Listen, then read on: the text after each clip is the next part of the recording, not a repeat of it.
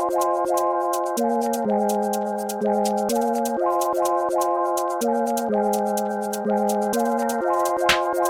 fam, welcome back to the channel, or welcome to the channel if you're new here.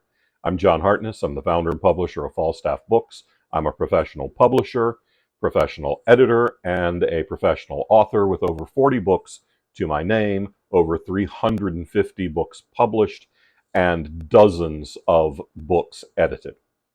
And today I'm going to give you 5 tips on how to improve your writing fast and either sell your manuscript or sell more books if you're self-publishing. And no, I am not going to make any guarantees that you will be a New York Times bestseller in 30 days if you follow these tips. But I will tell you that if you've watched any of my previous videos, you know if I'm wearing my readers, it means I've got notes. And I got 2 whole pages of notes this time. I also blew up the text, which I'm old. Give me a break. All right. Tip number 1, read more. Read a lot more. Read what you want to write. Read what is selling today in your genre. You've heard me say it before. You'll probably hear me say it again. I don't give a shit how someone wrote in the 80s or 90s. We don't watch movies or TV shows that are made the same way as people made movies 30 or 40 years ago. Why would we buy books that are like old books? Yes, those books are classics, and there are things you can learn from them on structure and plot. But you will get more traction in getting published, and you will have more success selling books to human beings by following current stylistic trends and staying on top of what is selling today. This does not mean you should only write to market. This does not mean you cannot write the book you want to write. This means pay attention to how people are building books that are selling today. This means that if you are writing an epic fantasy and you realize that 95% of the epic fantasies that are published today do not have prologues, maybe you should cut your prologue. This means that if you are writing urban fantasy, then you should maybe read the Dresden Files and the Hollows and the Anita Blake books and all the amazing urban fantasy that is out there today. Read what is being written in your genre. I can hear some of you already saying, but John, I don't want those ideas to pollute my virgin ideas. Your idea is not that original. Your spin on the idea is what is original. I write snarky, male protagonist urban fantasy with vampires. Do you think I was a little influenced by Jim Butcher? Yeah, a little bit. Jim writes snarky, male protagonist urban fantasy with vampires. Do you think he was a little influenced by Buffy the Vampire Slayer? A little bit. Are the Dresden Files anything like Buffy the Vampire Slayer? Not really. Is the Quincy Harker Demon Hunter series anything like the Dresden Files? Not really. We were both inspired by the things that came before us, and then we did it our way. I was heavily inspired by Garth Ennis's run on Hellblazer in the 90s. And I'm not writing John Constantine. I'm writing Quincy Harker, which is dramatically different from what Ennis and everyone else who wrote on Hellblazer was writing. By the way, DC, if you want to relaunch Hellblazer, I'm available. You're not that damn original. I promise you're not. You're not a special snowflake. Twain boiled all stories down to someone goes on a journey or somebody new comes to town. And he's pretty much correct. So read what is being written today. Read what is selling today. you will sell more. Also, the more you read, the better you get. Read in an analytical fashion, read mechanically. Okay, that scene was incredible. It moved me to tears. Why? And then go back through the book and look for what pieces of those character relationships resonated so strongly with you and try to figure out what that author did. Every book you read should be educational for you. Number two, now here's where we get to a mechanical writing thing. Cut down on your filter words. Filter words are typically verbs that refer to a sense rather than just describing the action. I saw a man walk down the street. I heard a car door slam. I smelled bacon cooking. Okay, that one is going to be evocative because bacon is evocative. Just say a man walked down the street. Just say a car door slammed. Also, don't start to do anything unless you're going to be interrupted in the action. I started walking toward the door. I got to the door. I opened the door. How about I just ran out the door and slammed it behind me? Filter words create distance between your reader and the story and the action. There is very seldom a valid use for filter words outside of dialogue. It's much stronger just to say a car door slammed. You could say, I saw her walk out the door and out of my life. But isn't it much stronger to say, she walked out the door and out of my life? Creating that distance between your reader and the work cuts the legs out from under everything you're trying to do. Your job with every page of fiction is to make it so they cannot put the book down. You want them to think about your book while they're driving and grab the book out of the passenger seat to read at stoplights. You want to get that email from a reader saying, I am useless at work today because I stayed up until 4 a.m. reading your book. That is the best email to get. It feels so good when you get that. And filter words make that harder because you're separating the reader from the heart of the story and from your characters. It hurts your immersion. It's like watching a 3D movie without the little stupid glasses. Everything's a little blurry and you just don't feel like you're in the middle of the action. So cut out your filter words. Number three, make your characters sound like real people and make them sound distinctive. Write better dialogue. How do I learn to write better dialogue, John? Well, I'm glad you asked, viewer. Watch Aaron Sorkin TV shows. Watch Newsroom. Watch West Wing. Watch Justified.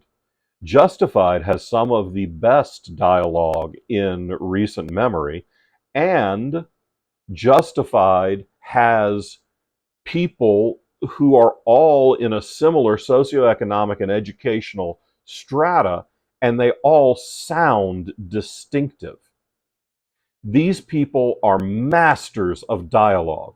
Go see a David Mamet play, his older stuff. I have not kept up with recent Mamet. Go see an old Sam Shepard play. Go see Fool for Love. Go watch some of that old theater. These people are master craftsmen.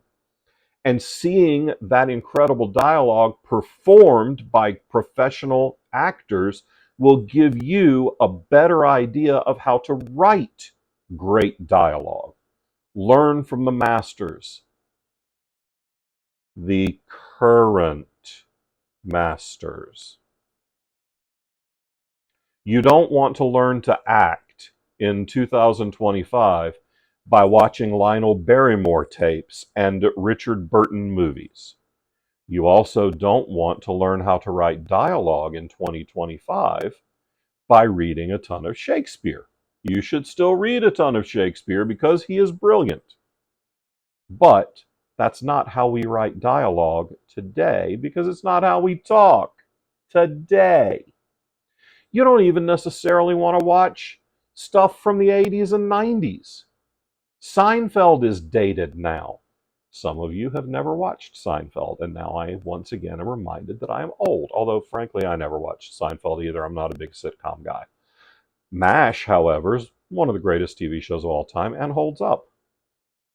So learn from the people who are writing incredible dialogue today. Number 4, watch your repetition. Also, make sure you're not saying the same thing too many times, and also don't say the same thing over and over again. No, really. This is one of the biggest problems I see, even in experienced writers of fiction. Personally, I try not to use the same word, except for articles like a and the, etc., within a paragraph unless there is a very good reason for it. If you're going to repeat yourself, do it for emphasis and do it with intent. Otherwise, it feels like lazy writing. Dialogue is, of course, an exception, but proper nouns are not.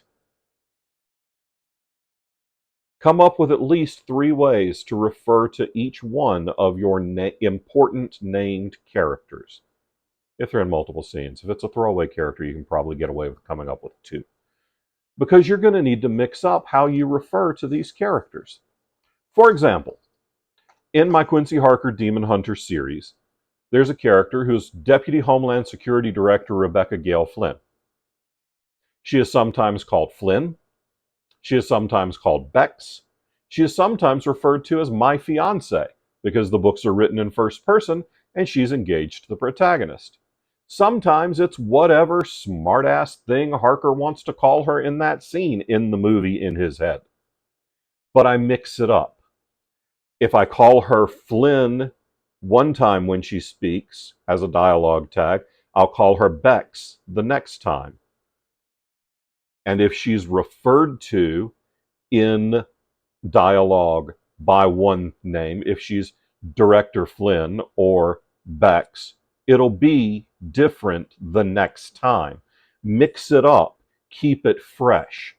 One really good way to catch yourself in this repetition is to have your computer read your book aloud to you as one of your later editorial rounds.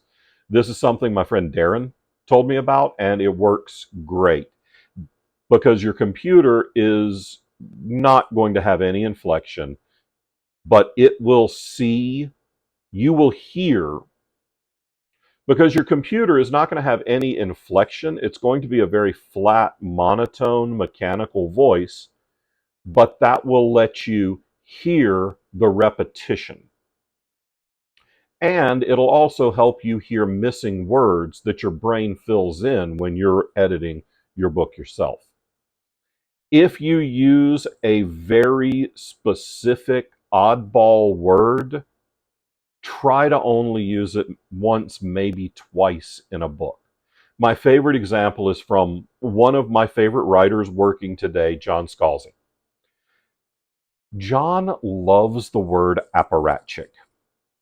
It is a weird-ass word, and every time he uses it, it just, apparatchik? And it's invariably in a book that I'm listening to of his. So it's such a weird word to say that it's jarring. And if I hear it 3 times in a book, I'm just like, come on. It takes me out of the story. That repetition takes your reader out of the story because, especially if it's such a weird word, they're like, wait, did I just read this? Did I lose my place? Have I gone back? What's going on? Oh, no, they just repeated themselves. So make sure that if you are repeating yourself, you are doing so for emphasis. If you're going to say the same thing more than once, you'd better be driving a point home.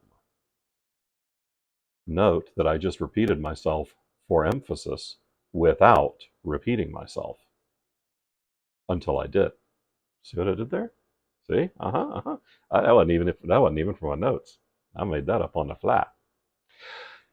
Number 5, make sure your word choice fits the genre you're working in. If you're writing a cozy mystery, your hero, or realistically for most cozies, your heroine, doesn't get to swear. If you're writing urban fantasy, your characters probably shouldn't sound like they're on Downton Abbey.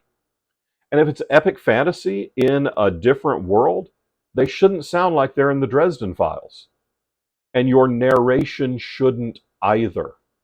Make sure that the tone and your word choice fit. Make sure that your tone and the word choice fits the setting and the book that you are writing. When I started writing, I wrote exclusively urban fantasy and had read literally dozens of urban fantasy novels in the couple years before I decided to try my hand at writing fiction. This is where we get back to read more and read in your genre. I was so deeply submerged in urban fantasy that I couldn't have written an effective high fantasy novel if you put a gun to my head.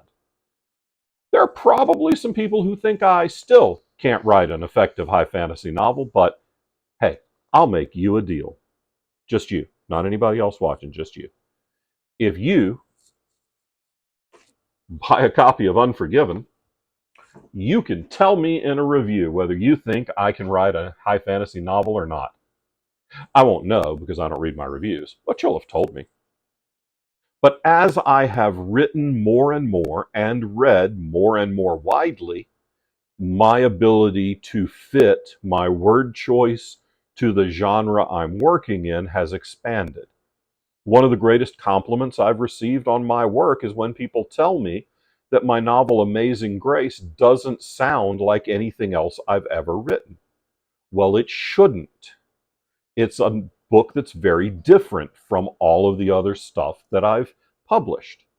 So my response is always to say thank you, because since Grace was a very different protagonist and a very different book, it needed to sound very different from Bubba or Harker or the Black Knight Chronicles, my urban fantasy series that I write. So make sure that the words you're choosing fit the genre you're trying to write in. Because if you fail at that, you will in fact only be trying to write in that genre. Bonus number 6. Stop starting all the lines of dialogue with "so."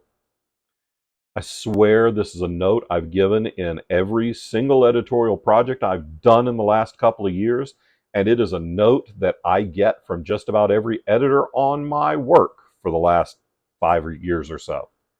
So is the of written dialogue. You're indicating that your character is thinking. We know your character is thinking because they're going to say something, and they can't say anything until they think of it. So cut out half of your so's. See what I did there? Then your editor's probably going to tell you to cut at least half of what you've got left. Cut those too. You are almost definitely using "so" to start too many lines of dialogue. If you are not, congratulations, achievement unlocked. You only need 5 of the 6 tips today. If you've made it this far in the video, then thank you. Please take a moment to click that subscribe button down at the bottom. Give us a like, leave a comment. All of these things help the channel grow and help me come back to give you more advice on how to sell more books. And until next time, bye.